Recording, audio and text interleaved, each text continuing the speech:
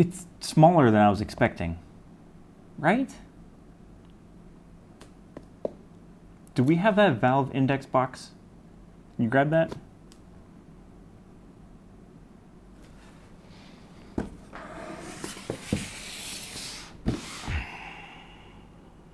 Yeah, it's just a little bit smaller.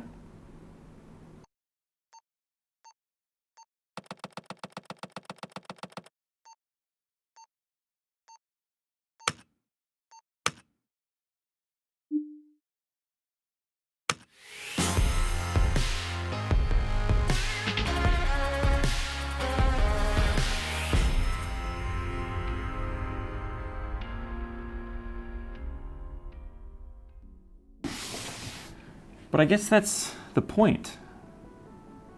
I mean, that was the point of the Quest, and now the Quest 2 is it's portable. It's something that you can pack into a suitcase, something that you can take with you on the go, use in an airplane, use pretty much anywhere, free of wires, free of the constraints that all of the other headsets have, like the Valve Index. Even though it's only one cable, it's still a cable. And we all know in VR, the less you have connecting you to the ground, to your computer, the more of an experience you have. So let's open it up, shall we? Let's talk some specs. So this thing has the Qualcomm Snapdragon XR2 in it, and we'll talk more on that later. It's also rocking 6 gigabytes of RAM and comes in either a 64 or a 256 gigabyte option. Now, I went for the 256 gigabyte option because I feel that having more storage allows me to have multiple titles on there and play a little bit of each one rather than installing one game, playing it all the way through, and then deleting it to make room for another game to play. That's just not the way I like to do it. I like to try out all the new games when they come out, so I wanted more storage to be able to handle that. And I think that's probably the best option for anybody looking to get this. Although it is a lot cheaper to get the 64 gigabyte version. It's $299 compared to this one, which is $399. So something to think about. Now the resolution on this is 2K per eye. Now, while it's pretty close to 2K, it's not quite there, coming in at 1832 by 1920, which is nice. Unfortunately, there is already a headset out there that beats it, and that is the HP Reverb. So the refresh rate on this is locked at 72 megahertz. Now, down the road, that will be unlocked to 90 with a software update. I don't know when that's going to be. Hopefully it is pretty quick though. That way you can unlock the true potential of that panel and you can get that buttery smooth experience. That's something that I've been enjoying immensely on the Valve Index, coming in at 144 megahertz, although that is a lower resolution. So there is a trade-off there. Let's crack it open. So I was a little delayed in getting this. Again, like I've said before, I am in Doha, Qatar, so it does take me a while to get things. This released mid-October and I am just getting it now, which is October 21st. So by the time I put this video out there, there's going to be tons of reviews already, people experiencing it, finding all of its quirks and issues. I'm just getting started, but hopefully if you like seeing this face and love hearing me talk about this stuff, you will join me on this journey through the Quest 2. And there it is. As expected, it's a lot smaller than I thought it would be. That is incredibly small when you compare it to the Valve Index, which has been my daily driver for VR. So let's just put this to the side and start taking things out.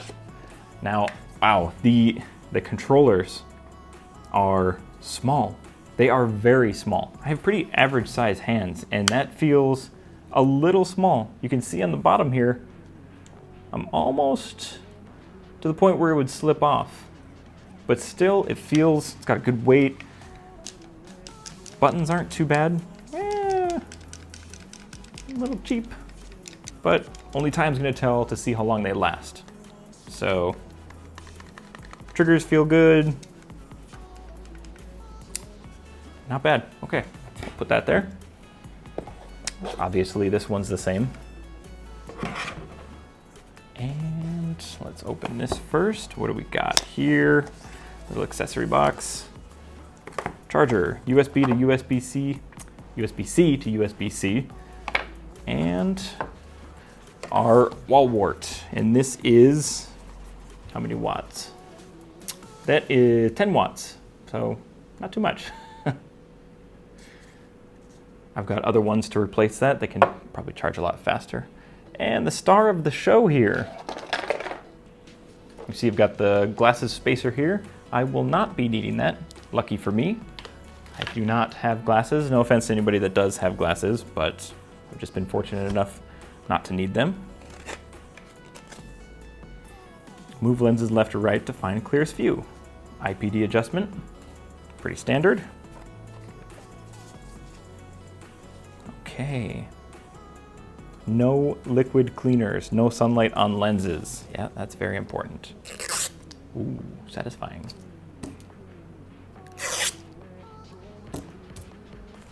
Okay, well, let's go ahead and try them on here. Nothing else in the box. It's got some weight to it. And that's expected because it is a system all together in one, which means you have a battery in there. Now that battery does last, I think it's, not sure, I'll put it up here. I think it's 2 to 3 hours per charge.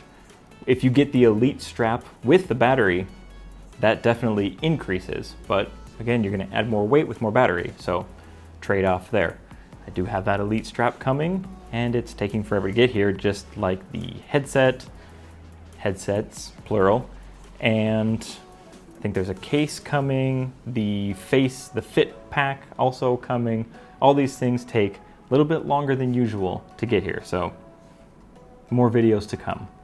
Let's see how this fits right off the bat here. No adjustments. Whoops, jeez.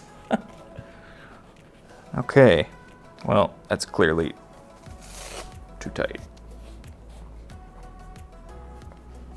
There we go. Okay, so now obviously you can't see what I'm seeing right now, but there is a little bit of light leak on the nose. I do have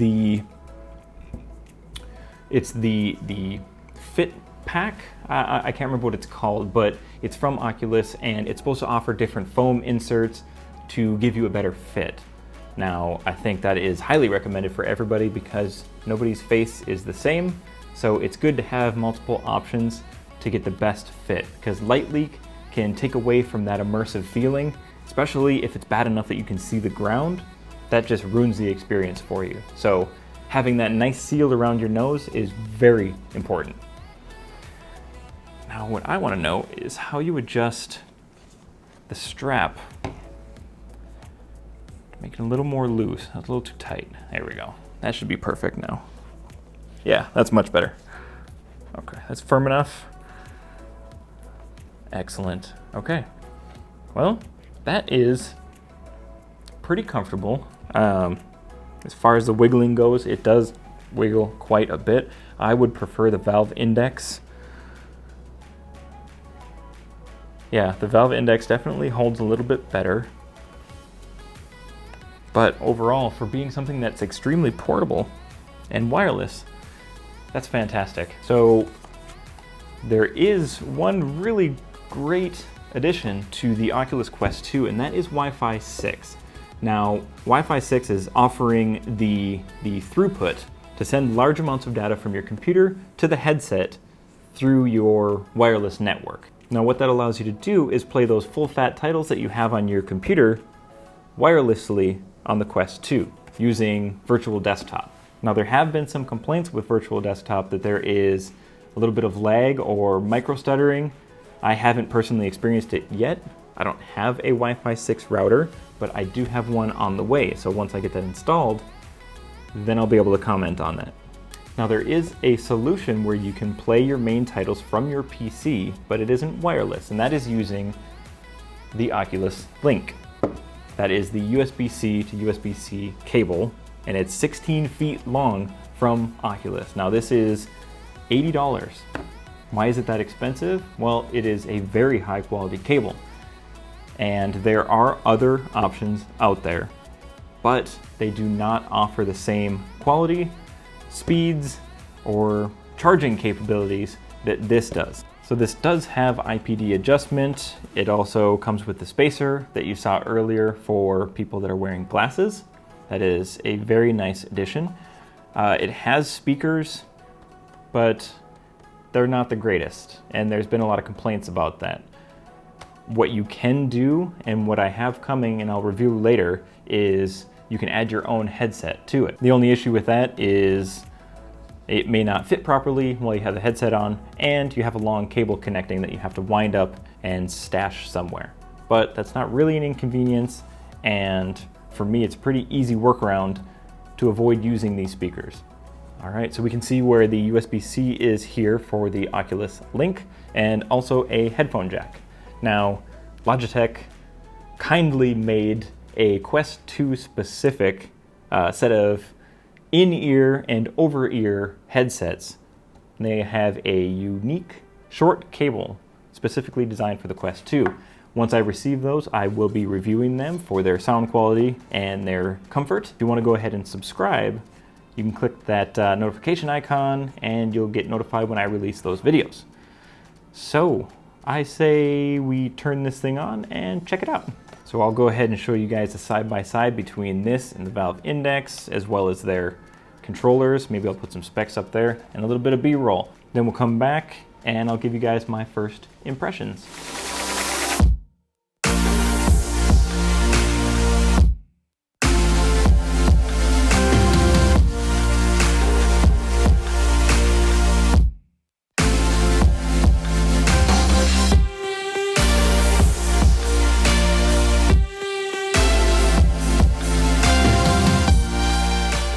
Okay, so what are my initial impressions for the Quest 2?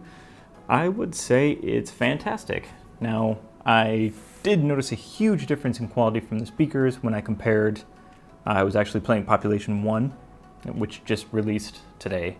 By the time I get this video out, it's going to be probably yesterday, the day before. Either way, the difference in sound quality between what the Quest has compared to the Index, which has the dedicated speakers,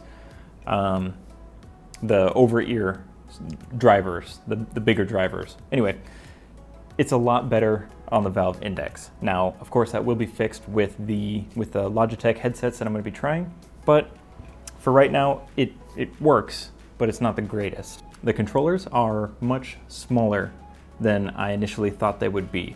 When you're in-game, sometimes it feels like they're going to slip out of your hand.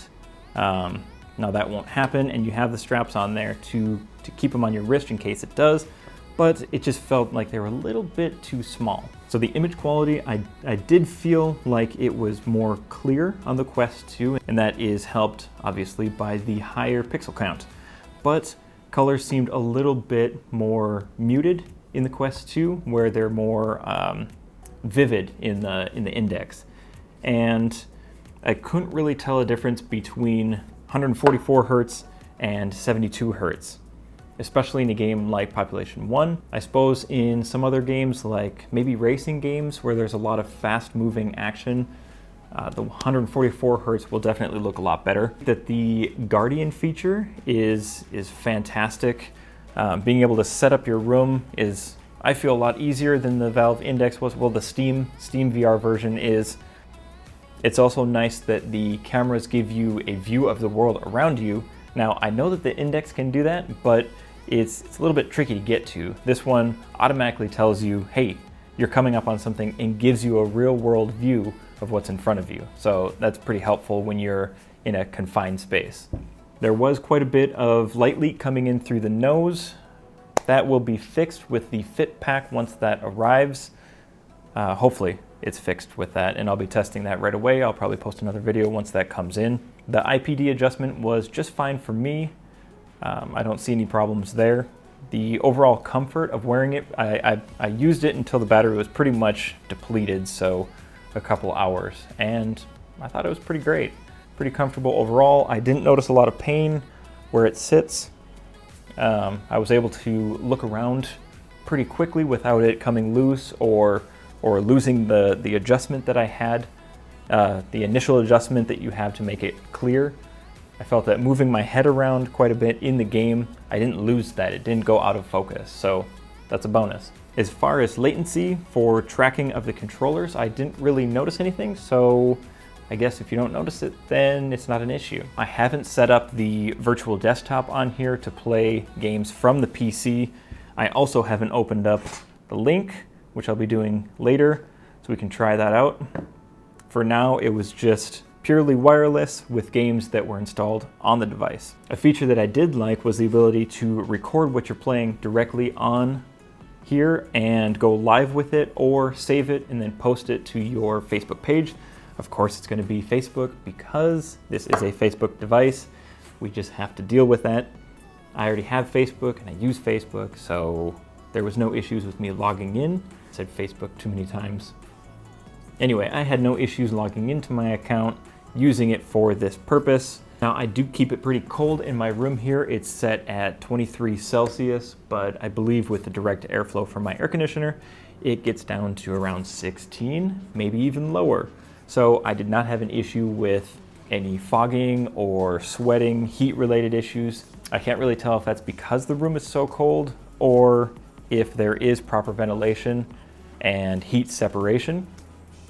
I didn't feel like it was hot around where it sits on my face, so that's excellent. Oculus has created, well, Facebook, Oculus combined, has created a fantastic product with the Quest 2. I really like the bump in pixel count and the increased capacity for some of the larger games. Having 72 Hertz for your refresh rate is already pretty good. When that gets bumped up to 90, it's just going to be even better. And I feel like the Snapdragon XR2 is very quick. The user interface and, sliding through the menus, going into games, everything loads quick. It's very smooth, and I feel like we got a winner here. Okay, so that's gonna do it for today. I'm gonna go ahead and throw this back on and game a little bit more. And why don't you guys stay tuned for when I hook up the Link. I'll probably do a video on that. And also when the Logitech headsets come in, I'll do a comparison on those. I have the Elite strap and the Fit package coming. I'll probably do a combined video on those. So stay tuned for more videos.